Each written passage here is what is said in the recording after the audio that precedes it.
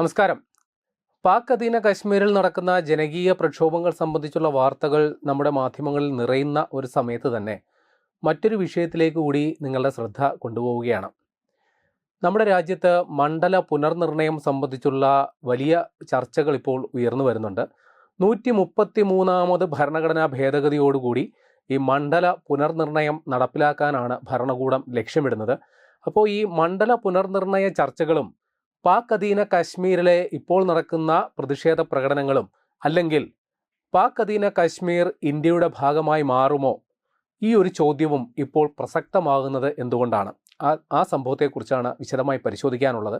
നേരത്തെ പറഞ്ഞതുപോലെ 131ാമത് ഭരണഘടനാ ഭേദഗതി നിശ്ചയിച്ചുകൊണ്ടാണ്, അല്ലെങ്കിൽ അതിൽ ഉൾപ്പെടുത്തിക്കൊണ്ടാണ് ഈ മണ്ഡല പുനർനിർണയത്തിന് വേണ്ടിയിട്ട് കേന്ദ്ര സർക്കാർ ശ്രമം ആരംഭിച്ചത്. 2026 ഏപ്രിലിൽ ഈ പ്രമേയം പാർലമെൻറ്റിൽ കൊണ്ടുവന്നു, ഈ ബില്ല് കൊണ്ടുവന്നു. പക്ഷേ 3/2 ഭൂരിപക്ഷം കിട്ടാഞ്ഞതുകൊണ്ട് അത് നടപ്പിലായില്ല. പക്ഷേ ഈ ബില്ല് ഇപ്പോൾ നടക്കുന്ന പാർലമെൻറ്റ് സമ്മേളനങ്ങളുടെ പരിഗണനയിലുണ്ട്. അപ്പോൾ എന്തുകൊണ്ട് ഈ ബില്ലെന്ന് പറഞ്ഞു കഴിഞ്ഞാൽ, രാജ്യത്തെ ജനസംഖ്യാ വർധനവിന് ആനുപാതികമായിട്ട് പ്രാതിനിധ്യം ഉറപ്പുവരുത്തുക, അതോടൊപ്പം വനിതാ സംവരണം കൂടി നടപ്പിലാക്കുക. 33% സീറ്റുകൾ വനിതകൾക്ക് ലഭിക്കാനായിട്ട് ഏറ്റവും എളുപ്പമായിട്ടുള്ള, അല്ലെങ്കിൽ ഒരു കരണീയമായ മാർഗം നിലവിലുള്ള സീറ്റുകളുടെ എണ്ണം വർദ്ധിപ്പിക്കുക എന്നുള്ളതാണ് ഒരു മാർഗമായിട്ട് കണ്ടെത്തിയിരിക്കുന്നത്. അപ്പോൾ ഇതൊക്കെ മുന്നിൽ വെച്ചുകൊണ്ടാണ് മണ്ഡല പുനർനിർണയവുമായിട്ട് കേന്ദ്ര സർക്കാർ മുന്നോട്ട് പോകുന്നത്. നമുക്കറിയാം, നിലവിൽ നമ്മുടെ ലോക്സഭയിൽ 543 സീറ്റുകളാണുള്ളത്. അതായത് തിരഞ്ഞെടുക്കപ്പെടുന്ന 543 സീറ്റുകൾ, മൊത്തം 550. നേരത്തെ 552 ആയിരുന്നു, അത് ആംഗ്ലോ ഇന്ത്യൻ പ്രാതിനിധ്യം അടക്കം. ഇപ്പോൾ തിരഞ്ഞെടുക്കപ്പെട്ട 543 ലോക്സഭാ സീറ്റുകളിൽ അതിൻ്റെ അംഗസംഖ്യ 850 ഉയർത്താനാണ് ലക്ഷ്യമിടുന്നത്. അതിൽ 815 ഈ പറയുന്നത് പോലെ തിരഞ്ഞെടുക്കപ്പെടുന്ന ലോക്സഭാ സീറ്റുകളാണെങ്കിൽ 35 അത് കേന്ദ്രഭരണ പ്രദേശത്ത് നിന്നുള്ള സീറ്റുകളായിരിക്കും എന്നുള്ളത് കൂടി മനസ്സിലാക്കുക. അപ്പോൾ ഈ 543 എന്ന് പറയുന്ന നിലവിലെ സീറ്റ്, അത് 1971 ജനസംഖ്യാ കണക്കെടുപ്പിൻ്റെ അടിസ്ഥാനത്തിൽ തയ്യാറാക്കപ്പെട്ടതാണ്. അപ്പോൾ ഇതിൻ്റെ പ്രശ്നം, അന്ന് നമ്മുടെ ഇന്ത്യയിലെ ജനസംഖ്യ 54.79 കോടിയായിരുന്നു, 54,79,00,000. പക്ഷെ ഇന്ന് ആ ജനസംഖ്യ ഏതാണ്ട് 3 ഇരട്ടിയായിട്ട് വർദ്ധിച്ചു. ഏതാണ്ട് 147.6 കോടി, 147,06,00,000 പേർ. 17.8%, ലോകത്തെ മൊത്തം ജനസംഖ്യയുടെ 17.8% ഇന്ത്യയിലാണ് ഉള്ളത്. അപ്പോൾ ഇതിന് ആനുപാതികമായി സീറ്റ് വർധനവ് വേണ്ടേ എന്നുള്ളതാണ് ചോദ്യം. കാരണം ഇപ്പോൾ ഏകദേശം ഒരു കണക്കെടുത്താൽ, മുൻപ് 1971 കുറഞ്ഞത് ഏതാണ്ട് ഏകദേശ കണക്കാണ് ഈ പറയുന്നത്, 1,00,000 പേർക്കാണ് ഒരു ലോക്സഭാ സീറ്റ് ഉണ്ടായിരുന്നതെങ്കിൽ ഇപ്പോൾ അത് കുറഞ്ഞത് ഒരു 10,00,000 പേർക്കായിട്ട് അത് കൂടിയിട്ടുണ്ട്. അപ്പോൾ ജനങ്ങൾക്ക് ആനുപാതികമായി അവരുടെ ജനപ്രതിനിധി ഉണ്ടാകുന്നില്ല എന്നുള്ളൊരു സാഹചര്യമുണ്ട്. ഈ സാഹചര്യത്തിലാണ് മണ്ഡല പുനർനിർണയത്തിലോട്ട് പോകുന്നത്. അപ്പോൾ അത് സംബന്ധിച്ച് വലിയ ആശങ്ക തീർച്ചയായിട്ടും പ്രതിപക്ഷത്തിനുണ്ട്. കാരണം ജനസംഖ്യാനുപാതികമായിട്ട് സീറ്റ് നിശ്ചയിക്കുമ്പോൾ ഇപ്പോൾ തെക്കേ ഇന്ത്യൻ സംസ്ഥാനങ്ങളിൽ, അതായത് കേരളം, തമിഴ്നാട്, കർണാടക, ആന്ധ്രാപ്രദേശ് അടക്കമുള്ള സംസ്ഥാനങ്ങളിൽ ജനസംഖ്യാ നിയന്ത്രണമുണ്ട്. എന്നാൽ വടക്കേ ഇന്ത്യയിൽ അങ്ങനെയല്ല, വലിയ രീതിയിലുള്ള ജനസംഖ്യാ ബാഹുല്യം അവിടെ അനുഭവപ്പെടുന്നു.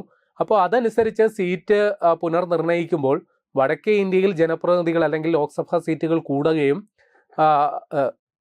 തെക്കേ ഇന്ത്യയിൽ കേരളം അടക്കമുള്ള മേഖലകളിൽ ആനുപാതികമായത് കുറയാനും ഉള്ള സാധ്യതയുണ്ട്. പക്ഷേ ഒരു നിർദ്ദേശം എന്ന രീതിയിൽ നിലവിലുള്ള സീറ്റുകളുടെ 50% കൂടി വർദ്ധിപ്പിക്കാം. അപ്പോൾ ഉദാഹരണം പറയുകയാണെങ്കിൽ, കേരളത്തിൽ 20 ലോക്സഭാ സീറ്റ് ഉണ്ടെങ്കിൽ അത് 30 കൂടും എന്നാണ് നമ്മൾ മനസ്സിലാക്കി വെക്കണം. അപ്പോൾ നിലവിൽ ജനസംഖ്യ എവിടെയൊക്കെയാണോ കൂടുതൽ അതനുസരിച്ച് സീറ്റുകളുടെ എണ്ണം വർദ്ധിക്കും എന്നാണ് പൊതുവിൽ നമ്മൾ മനസ്സിലാക്കേണ്ടതെങ്കിലും പിന്നീട് അതിൽ കേന്ദ്ര സർക്കാർ ഇങ്ങനെ ഒരു ഭേദഗതി നിർദ്ദേശിച്ചിട്ടുണ്ട്. ഏതായാലും പ്രതിപക്ഷം ഇതിനെ വലിയ രീതിയിൽ അനുകൂലിക്കുന്നില്ല എന്നുള്ളത് കൂടി നമ്മൾ മനസ്സിലാക്കണം. അപ്പോൾ അതിൻ്റെ കാരണം പറയുന്നത്, ഇപ്പോൾ വനിതാ സംവരണ ബിൽ നടപ്പിലാക്കുന്നതിൻ്റെ കാരണമായിട്ട്, അല്ലെങ്കിൽ വനിതാ സംവരണ ബിൽ നടപ്പിലാക്കണമെങ്കിൽ സീറ്റുകളുടെ എണ്ണം 850 ഉയർത്തണം എന്ന കടുംപിടുത്തം കേന്ദ്രം മുന്നോട്ട് വെക്കുന്നു. അതൊരിക്കലും അംഗീകരിക്കാൻ സാധിക്കില്ല എന്നുള്ളതാണ് പ്രതിപക്ഷത്തിൻ്റെ നിലപാട്. വനിതാ സംവരണം വേണമെങ്കിൽ നിലവിലുള്ള 543 സീറ്റിൽ ആയിക്കൂടെ എന്നുള്ളതാണ് പ്രതിപക്ഷം ചോദിക്കുന്നത്. ഏതായാലും ആ കാര്യത്തിൽ വലിയ ഒരു പുരോഗതി ഉണ്ടാകും. കാരണം പ്രതിപക്ഷത്തെ DMK അടക്കമുള്ള കക്ഷികൾ ഇപ്പോൾ ഭരണകൂടത്തെ പിന്തുണയ്ക്കുന്നുണ്ട് എന്നുള്ളത് കൂടി മനസ്സിലാക്കണം. അപ്പോൾ ഇതിന് വലിയ സാധ്യതയുണ്ട്. അപ്പോൾ ഇനി എന്തുകൊണ്ട് പാക് അധീന കാശ്മീരിനെ കുറിച്ചുള്ള ചർച്ചകൾ ഇതിൽ ഉയർന്നു വരുന്നു എന്ന് ഞാൻ തുടക്കത്തിൽ അതിനെക്കുറിച്ച് പറഞ്ഞിരുന്നു.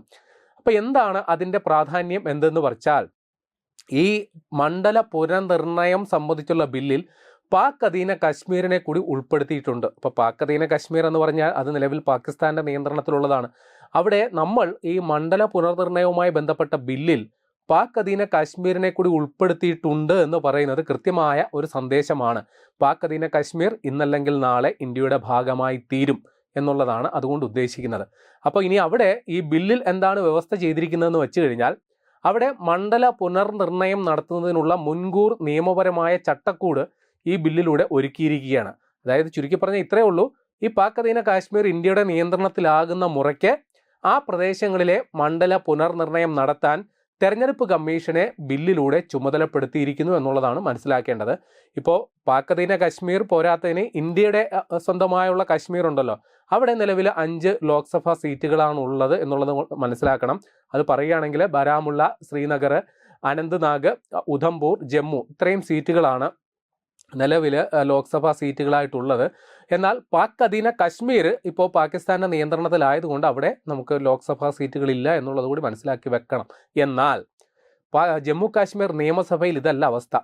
ജമ്മു കാശ്മീരിലെ നിയമസഭയിൽ ഒരു 24 സീറ്റുകൾ പാക് അധീന കാശ്മീരിന് വേണ്ടി ഒഴിച്ചിട്ടിട്ടുണ്ട്.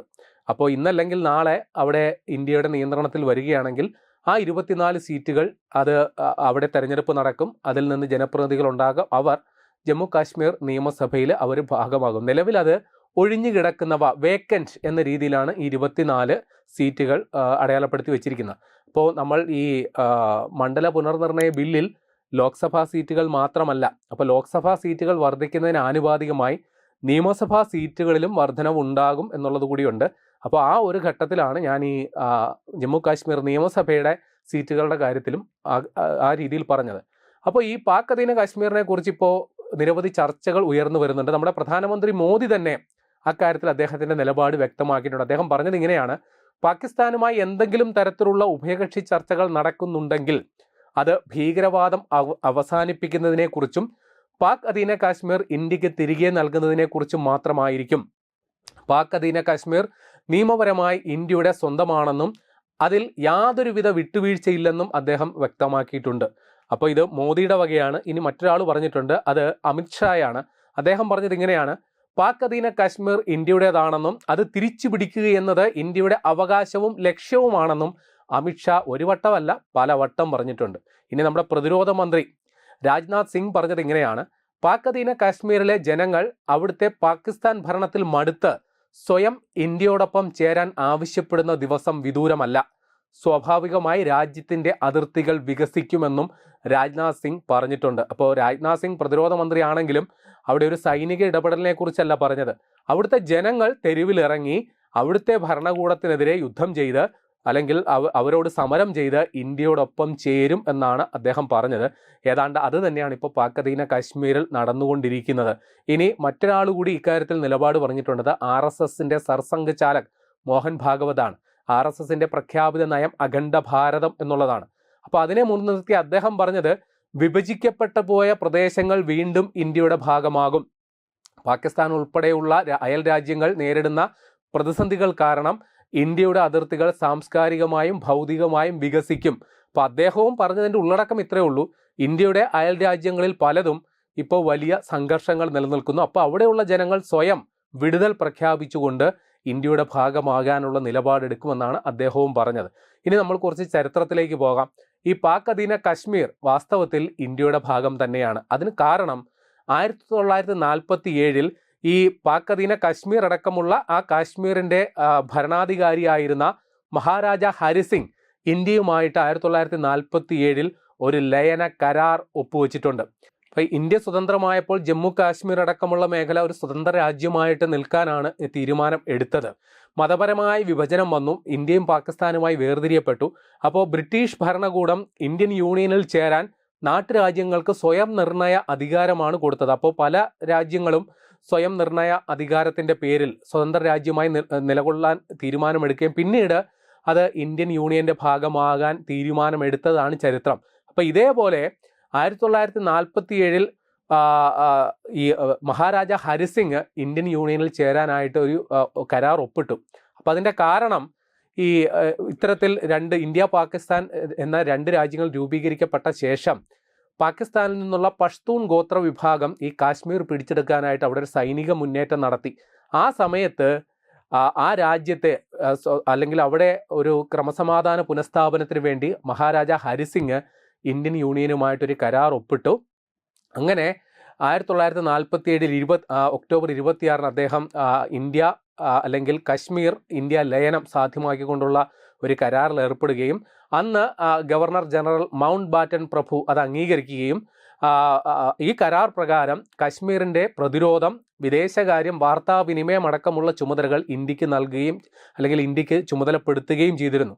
അപ്പോൾ ഇത് പ്രകാരമുള്ള എന്താണ് അതിൻ്റെ നിയമസാധുത എന്ന് പറഞ്ഞാൽ, ഞാൻ നേരത്തെ പറഞ്ഞതുപോലെ ഇന്ത്യൻ യൂണിയനിൽ ചേരാൻ നാട്ടുരാജ്യങ്ങൾ എങ്ങനെയാണോ ഒരു കരാറിൽ ഏർപ്പെട്ടത്, സമാനമായ രീതിയിൽ തന്നെയാണ് ഈ മഹാരാജ ഹരിസിംഗ് ഇതേപോലെ ഒരു കരാർ ഒപ്പിട്ടത്. അതുകൊണ്ട് തന്നെ ആ കരാറിൻ്റെ അടിസ്ഥാനത്തിൽ ഇപ്പോൾ ഉള്ള പാക് അധീന കാശ്മീർ അടക്കമുള്ള മേഖലയെല്ലാം ഇന്ത്യൻ യൂണിയൻ്റെ ഭാഗമാണ് എന്നുള്ളതാണ് നമ്മൾ മനസ്സിലാക്കി വെക്കേണ്ടത്. അപ്പോൾ ആ രീതിയിൽ അവിടെ പാകിസ്ഥാൻ്റെ പിന്തുണയോടെ ഗോത്രവർഗ്ഗക്കാർ അല്ലെങ്കിൽ പഷ്തൂൺ ഗോത്രക്കാർ വലിയ രീതിയിലുള്ള അക്രമം അഴിച്ചുവിടുകയും ഒരു പക്ഷേ ഇന്ന് നമ്മൾ ഇന്ത്യയുടെ നിയന്ത്രണത്തിലുള്ള ജമ്മു കാശ്മീർ അടക്കമുള്ള മേഖല കൂടി അവർ പിടിച്ചടക്കിയേനെ. നിർണായകമായി കരാർ ഒപ്പിട്ടതിൻ്റെ അടിസ്ഥാനത്തിൽ ഇന്ത്യൻ സൈന്യം അവിടെ ഇറങ്ങുകയും അപ്പോൾ ശ്രീനഗറിനടുത്ത് വരെ അവർ എത്തിയിരുന്നു ഈ അവിടുത്തെ ഉള്ള ഈ തീവ്രവാദ സംഘങ്ങൾ. പക്ഷെ അവരെയൊക്കെ തുരത്തി ഓടിച്ചിട്ടാണ് ഇന്നത്തെ ജമ്മു കാശ്മീർ ഈ രീതിയിൽ നിലകൊള്ളാൻ കാരണം എന്നുള്ളത് കൂടി മനസ്സിലാക്കി വെക്കുക. ഏതായാലും ഇന്ത്യൻ യൂണിയൻ്റെ ഭാഗമാണ് പാക് അധീന കാശ്മീർ, അല്ലെങ്കിൽ അക്കാര്യം പാക് അധീന കാശ്മീർ ഇന്ത്യയുടെ അവിഭാജ്യ ഘടകമാണ് എന്നുള്ളത് 1994 ഇന്ത്യൻ പാർലമെൻറ്റ് ഒരു ഐകകണ്ഠേന പാസ്സാക്കിയ ഒരു പ്രമേയമുണ്ട്.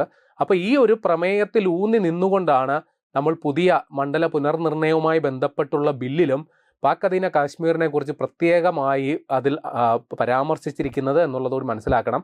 അപ്പോൾ ഈ ഇന്ത്യ ഇത്തരത്തിലൊരു നീക്കം നടത്തിയത് പാകിസ്ഥാൻ ഒട്ടും ദഹിച്ചിട്ടില്ല. കാരണം അവർ പറയുന്നത് ഇന്ത്യയുടെ ഈ നീക്കം അന്താരാഷ്ട്ര തലത്തിൽ തർക്കപ്രദേശമായി അംഗീകരിച്ചിട്ടുള്ള ഒരിടത്താണ് നടക്കുന്നതെന്നും അതിനാൽ ഇതിന് യാതൊരുവിധ നിയമസാധുതയില്ലെന്നും ഇതൊരു കേവലം ഒരു രാഷ്ട്രീയ പ്രേരിതമായ ഒരു പൊളിറ്റിക്കൽ സ്റ്റണ്ടാണെന്നാണ് പാകിസ്ഥാൻ്റെ വിദേശകാര്യ വക്താവ് ആരോപിക്കുന്നത്. പക്ഷേ നമ്മൾ ഇക്കാര്യത്തിൽ ഒരു മറുപടി കൊടുത്തു. ഇന്ത്യയുടെ ആഭ്യന്തര കാര്യങ്ങളിൽ ഇടപെടാൻ പാകിസ്ഥാന് അവകാശമില്ല എന്ന് നമ്മുടെ വിദേശകാര്യ മന്ത്രാലയവും വ്യക്തമാക്കിയിട്ടുണ്ട്. ഏതായാലും 2026 ജൂൺ മാസം മുതൽ ആരംഭിച്ച് ഓഗസ്റ്റ് മാസത്തിലും തുടരുന്ന ഒരു ജനകീയ പ്രക്ഷോഭം ഇപ്പോൾ അവിടെ പാക് അധീന കാശ്മീരിൽ നടക്കുകയാണ്. അതായത് നമ്മൾ ഇത് സംബന്ധിച്ചുള്ള നിർണായക വിജ്ഞാപനം പുറപ്പെടുവിച്ച് മാസങ്ങൾക്ക് ശേഷം, അതായത് 1-2 മാസങ്ങൾക്ക് ശേഷമാണ് പാക് അധീന കാശ്മീരിൽ വലിയ കലാപം പൊട്ടിപ്പുറപ്പെടുന്നത്.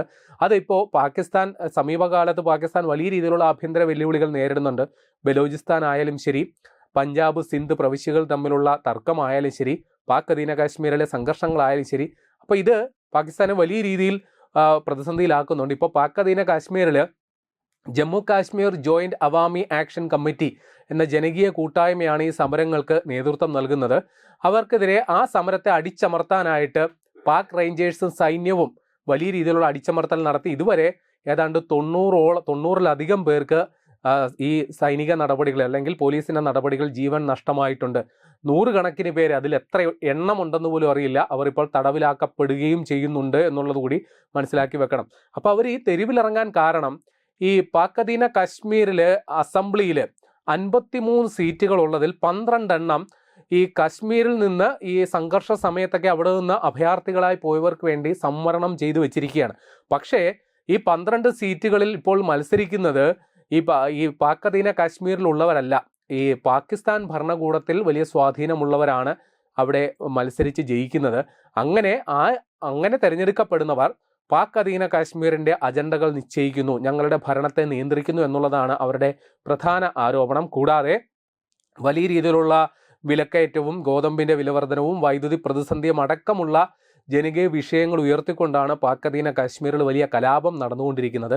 ഇതേ ഘട്ടത്തിൽ തന്നെ പാക് അധീന കാശ്മീരിനെ കൂടി ഉൾപ്പെടുത്തിക്കൊണ്ട് ഇന്ത്യയുടെ മണ്ഡല പുനർനിർണയ ബില്ല് അതിനെക്കുറിച്ചുള്ള നിർദ്ദേശങ്ങൾ അവതരിപ്പിക്കപ്പെട്ടത് യാദൃശ്ചികമല്ല.